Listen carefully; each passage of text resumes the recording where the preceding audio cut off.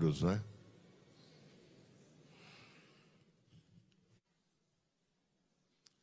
Meus amados, a paz do Senhor Jesus, nesta noite especial para a vida da igreja e para os senhores também, noite em que a vida dos senhores será mudada para sempre, haja vista que a responsabilidade que será confiada a cada um dos irmãos é aquela de ser guardião da igreja. Com o mesmo zelo que Paulo disse que zelava pela igreja e que queria apresentar ela ao Senhor como uma noiva virgem e pura. Imaginem a tamanha responsabilidade que os senhores receberão hoje quando fizerem o juramento diante de Deus, que serão anciãos da igreja para guardar a sã doutrina e proteger o rebanho do Senhor. É isto que os senhores vieram fazer aqui, convocados pelo nosso pastor, presidente, depois da indicação do ministério.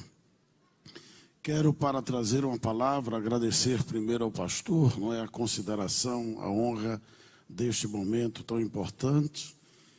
E quero convidá-los a abrir a palavra de Deus na primeira epístola do apóstolo Paulo a Timóteo, capítulo 3, que diz: esta é uma palavra fiel.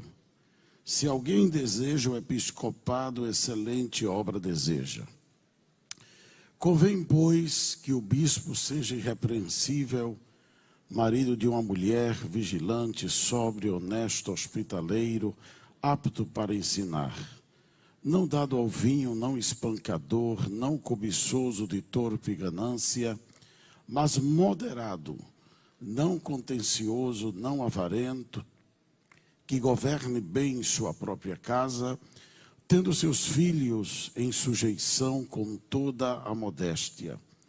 Porque se alguém não sabe governar a sua própria casa, terá cuidado da igreja de Deus, não neófito, para que ensoberbecendo-se não caia na condenação do diabo. Convém também que tenha bom testemunho dos que estão de fora, para que não caia em afronta e no laço do diabo. O versículo 11, para as vossas esposas. Da mesma sorte as mulheres sejam honestas, não maldizentes, sóbrias, fiéis em tudo. Amém. Queridos, a função que os senhores a partir de hoje estarão desempenhando na igreja é de uma importância, de uma relevância muito grande, indispensável para o povo de Deus. Ser presbítero da igreja é uma função que a Bíblia chama de excelente. Veja a excelência desta obra. Quando nós olhamos o presbitério da igreja à luz da Bíblia, temos que voltar as nossas atenções para as Escrituras, apesar de o que eu vou mencionar agora estar no último livro da Bíblia, mas é de lá que procede e que emana o modelo do presbitério. Quando João viu os céus abertos, no capítulo 4, e diz a Bíblia que ele viu o trono de Deus, e ao redor do trono de Deus ele viu 24 tronos com 24 anciãos. E a palavra ancião ali é presbítero. É dali que veio o modelo do presbitério para Israel e para a igreja. Só revelado nos últimos dias. E quando estes estavam ao redor do trono, João percebeu que os anjos, milhares e milhares de anjos, estavam depois dos 24 presbíteros, que alguns dizem representar o Antigo e o Novo Testamento, não me atreveria a finalizar, porque a revelação não diz, mas diz que estavam sobre tronos, e isto fala de governo. Quer dizer que os presbíteros estavam ao redor do trono de Deus, de onde saem as decisões do reino de Deus, onde se tomam as decisões do reino de Deus. Eles estavam próximos. Não havia ninguém mais próximo do que eles do trono de Deus. Eles estavam próximos da fonte da autoridade. Eles assistiam, eles viam as decisões que Deus tomava. Vamos no tempo voltar quando Moisés organiza o reino de sacerdotes, como diz o próprio Deus que seria o seu povo. No momento em que Moisés sente o peso de levar o povo, ele vai conversar com Deus e diz: Deus, mata-me porque eu não aguento, não suporto. Deus não responde isso a Moisés, mas diz: Moisés, vou te dar um conselho. Escolhe presbíteros, forma um presbitério. Escolhe homens que tu sabes que são anciãos. E a tradução da Septuaginta é não velhos, mas presbíteros. E quando ele chama estes homens, Deus diz: quando tu escolheres aqueles que sabes que são presbíteros, eu descerei à frente da tenda. Coloca-os diante do povo à frente da tenda, como vocês estão aqui agora. E o Senhor disse: eu tirarei do Espírito que está sobre ti e colocarei sobre eles, e eles levarão a carga contigo. Hoje é o dia que Deus, pela imposição de mãos do pastor e do ministério, colocará sobre vocês o mesmo zelo e o mesmo espírito que repousa sobre a direção da igreja. O que acontece? Estes homens passaram então a fazer 5 funções no meio do povo. Primeiro, eles passaram a levar a carga do povo com Moisés. Em segundo lugar, passaram a ensinar a lei ao povo. Em terceiro lugar, visitar as famílias de suas tribos. Em quarto lugar, eles começaram a ser designados por Moisés a tratar o pecado do povo. O povo vinha para o ancião, o presbítero, e confessava os seus pecados. E isto quer dizer que aqueles homens tinham que ter uma conduta dentro dos critérios de 1 Timóteo 3 que acabamos de ler. Mas eles também ajudavam Moisés a julgar o povo. Ocorre que quando Moisés morre, Josué sucede, e Josué também morre. Diz o último capítulo de Josué e o capítulo 2, versículo 7 de Juízes: enquanto os anciãos que haviam visto as obras do Senhor e vivido perto de Moisés e Josué estavam vivos, Israel serviu ao Senhor. Mas quando surgiu uma nova geração de anciãos que não conheciam ao Senhor, o povo se desviou. Eu não sei se estou sendo claro. A importância da função do presbítero. Estes homens comeram com Moisés, não se opuseram a Moisés. Estes homens oravam no monte com Moisés, eram os mais próximos de Moisés. Assim como no presbitério do céu, os presbíteros dos céus estão ao redor do trono, são os mais próximos da fonte de autoridade. Deus guiou Israel pelas mãos, pela perícia das mãos de Moisés e Arão. Mas ao redor deles haviam presbíteros que levavam a carga.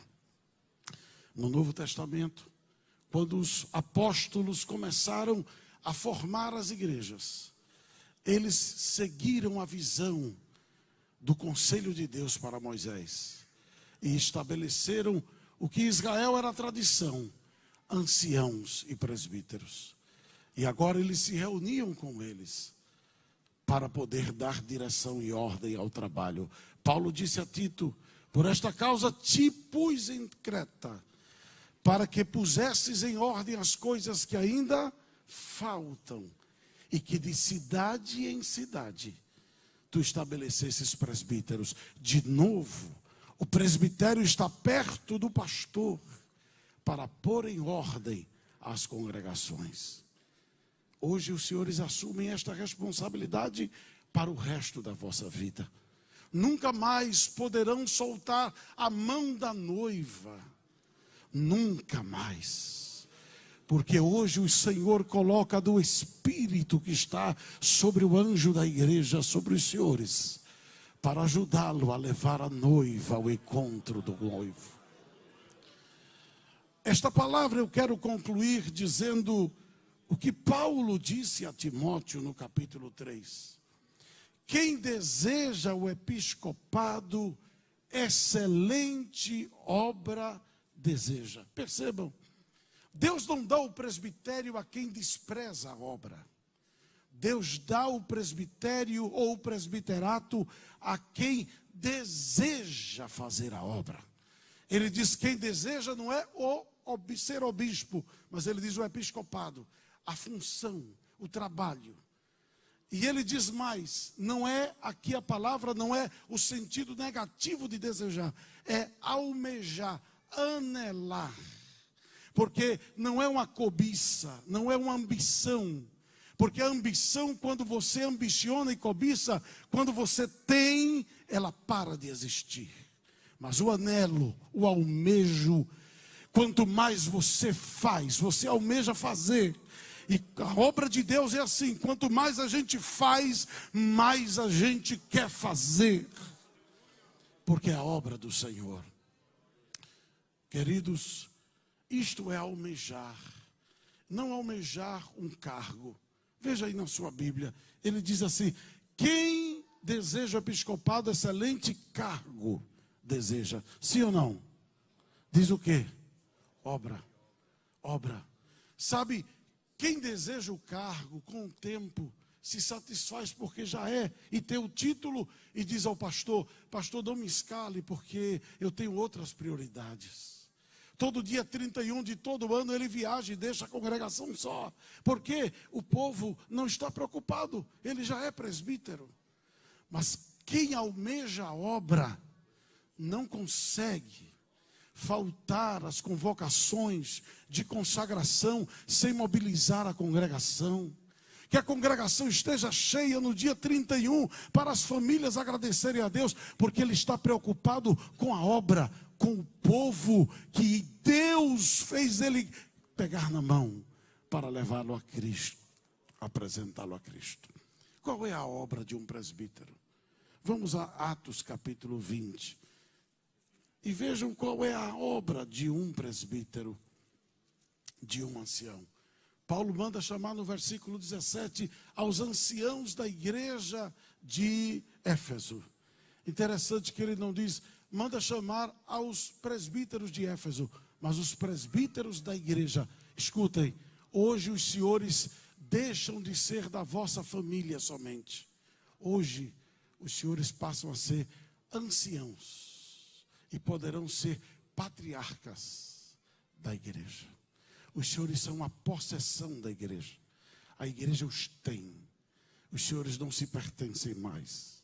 Nós não nos pertencemos. Nós somos da igreja. E aqui diz a palavra no versículo 24 ou 28, a palavra de Paulo a eles: olhai, pois, por vós e por todo o rebanho sobre que o Espírito Santo vos constituiu bispos, para apacentardes a igreja de Deus, que ele resgatou com o seu próprio sangue. A primeira obra de um presbítero, diz Paulo, é ser vigia. Por isso que uma das características é que ele seja vigilante. Ele não se mistura com o povo e se embriaga. Ele está no meio do povo, mas observando a boa ordem do povo. E Paulo diz: atentai, ponham a sua atenção. Se você é presbítero, você tem que ter duas atenções. Primeiro, com a sua própria vida. Paulo disse que tendo cuidado de ti mesmo e da doutrina, porque fazendo isto te salvarás a ti mesmo e aos que te ouvem. Em segundo lugar, o presbítero é aquele homem que está ao lado do pastor, como os 24 anciãos ao lado do trono de Deus. Para quê? Para olhar o povo. E Paulo diz aqui: olhai por todo o rebanho. Não é uma parte, não é um departamento, é todo. Escutem, por que é que nos sentamos no púlpito da igreja? É porque somos presbíteros? Não. Nos assentamos ao púlpito porque nós somos vigias. E hoje está havendo uma inversão nas igrejas, Assembleias de Deus do Brasil. Desçam todo e dê costas ao povo. Mas quem não fica de olho fechado o culto todo em cima do púlpito, sabe o valor de estar sentado no púlpito. Porque é ali que nós identificamos quem canta, quem não canta, quem veio, quem não veio, quem está triste na congregação. Esse discernimento, Paulo diz, o ancião deve ter na igreja. Não está no púlpito distraído, mas atento, quem veio, quem está, quem não está. Temos que visitar, temos que ir. Me preocupa que não veio, porque não cantou no coral. E quando a congregação é assistida dessa forma, ela se sente guardada, vigiada, protegida, cuidada pelo seu pastor através do presbítero. Diz mais a palavra: olhai por vós e por todo o rebanho, sobre que o Espírito vos constituiu. É mais do que ser diáconos, porque a palavra diz que os apóstolos disseram: constituamos. E Paulo diz aqui: presbítero é constituído pelo Espírito. Lembrem, o Espírito sai do pastor, de sobre ele a porção da unção, e vem sobre cada um dos senhores. Então ele diz: o Espírito vos constituiu. Hoje está acontecendo isso, meus irmãos. Bispos, para apacentardes a igreja de Deus, que ele resgatou com seu sangue. Segunda função de um presbítero: apacentar é uma função originária do pastor, mas é concedido não ao diácono, mas ao presbítero participar, ajudar o pastor a apacentar o rebanho. Apacentar é dar de comer, beber, é curar as feridas, colocar nos ombros, mesmo que o pastor não veja. Mas você já foi constituído para aquilo. E você tem que fazer aquilo, o Senhor tem que fazer aquilo. É levar mansamente águas tranquilas, refrigerar a alma da ovelha. Por quê? Porque Deus me constituiu para estar ao lado do meu pastor fazendo isto. Em terceiro lugar, diz mais sim, outra coisa: apacentar-lhes a igreja de Deus que ele resgatou com o seu próprio sangue. Porque eu sei isto, que depois da minha partida, por isso que ele pedia que vigiassem, ele diz assim: entrarão no meio de vós lobos cruéis. Eu pergunto, existe lobo que não seja cruel? Mas ele diz lobo cruel, mostrando a ferocidade. Ele está dizendo: não subestime os lobos. Aqueles que estarão no meio de vocês, mas não são convertidos em ovelhas. Não subestimem, porque eles não são bonzinhos. Eles são ferozes. E ele diz mais: a ferocidade deles é para destruir o rebanho. Isto quer dizer que Deus nos constitui como presbíteros para nós enfrentarmos os lobos e não concordarmos com eles. E escutem, é no presbitério, é a partir daí, que como nunca os senhores serão testados por aquelas palavras de Jesus: quem não aborrece pai, mãe, filho, por amor de mim, não é digno de mim. O lobo muitas vezes vai deixar marcado sua família, seu nome, sua história, mas você coloque-se entre ele e a igreja e diga para ele: comigo sim, com a igreja não. O Senhor te agradecerá muito. Sabe por quê? Porque o Senhor estará fazendo isso não por um cargo, mas por aquilo que mais Jesus ama. Efésios 5:25 diz que ele amou a igreja e se entregou por ela. Nós somos chamados para enfrentar os lobos. Que maior exemplo que o nosso pastor. Enfrentar lobos. Ser rasgados por lobos. Mas olhar para trás e ver a igreja inteira e dizer assim: estou tranquilo. Não importa se tenho que deixar função, se tenho que deixar cargo, mas estou tranquilo, a igreja está bem. Senhores, a última função ou obra do presbítero, neste rol que Paulo coloca aqui, é esta: e que dentre vós mesmos se levantarão homens que falarão coisas perversas para atraírem os discípulos após si. Sabe o que nós vamos enfrentar como presbítero? Diga comigo: lobos. Homens que falam coisas perversas para fazerem discípulos após si. Vamos enfrentar lobos cruéis. Veja o que vocês estão hoje assumindo aqui. Ainda dá tempo de dizer: pastor, eu desisto. Segundo lugar, perversidade e divisão. O presbítero que sai do rebanho e do redil, rebelando-se contra as mãos que foram colocadas sobre eles, a autoridade que os fez presbíteros, ele quebra a legitimidade espiritual. E tem mais. Como será presbítero? Se ele fez discípulos após si, no redil que o Senhor o havia colocado para não permitir que isto acontecesse.